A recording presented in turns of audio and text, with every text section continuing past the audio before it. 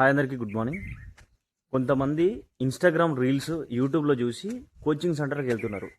ఆ తప్పైతే మీరు చేయకండి. ఎందుకంటే ఒకవేళ మీరు కోచింగ్ తీసుకోవాలనుకుంటే ఆ కోచింగ్ సెంటర్ గురించి తెలుసుకోండి. అది ఎట్లుంది, అది బాగుంటుందా, అది అందులో ఉన్న ఎవరో ఒకరు మీకు తెలిసిన వాళ్ళు పక్క అందులో కోచింగ్ తీసుకుని ఉంటారు. అలాంటి వాళ్ళని అడిగి కోచింగ్ తీసుకోండి. ఆ రీల్స్లో చూపెట్టిన ప్రతి ఒక్కటి ఆ కోచింగ్ సెంటర్లో ఉండదు.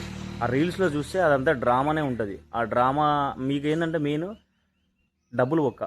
ఇంకొకటి ఏంటంటే టైం బొక్క. నీకు ఒక నోటిఫికేషన్కి ఇంకో నోటిఫికేషన్కి 4 ఇయర్స్ గ్యాప్ వస్తుంది.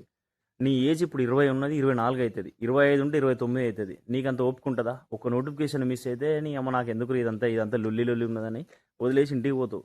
లేదు, నువ్వు సక్సెస్ కావాలంటే మెయిన్ నువ్వు చేయాల్సింది ఏంటంటే మంచి కోచింగ్ సెంటరు. లేదు నాకు కోచింగ్ సెంటర్ తీసుకునే అంత అవసరం లేదు అనుకుంటే తీసుకోవచ్చు. ఓన్ ప్రిపరేషన్ కూడా చేసుకోవచ్చు. ఓన్ ప్రిపరేషన్ ఎట్లా తెలుసుకోవాలి? ఏ సిలబస్ ఏది వస్తుంది ఏంది అన్ని తెలుసుకోవాలి. మంచి బుక్స్ తీసుకోవాలి. ప్రతి ఒక్కటి క్షుణ్ణంగా చదువుకోవాలి. స్టడీ హాల్ తీసుకోవాలి, చదువుకోవాలి. ఇంటికాడ టైం పాస్ చేసుడు, సిటీకి వచ్చి టైం పాస్ చేసుడు అసలే చేయొద్దు.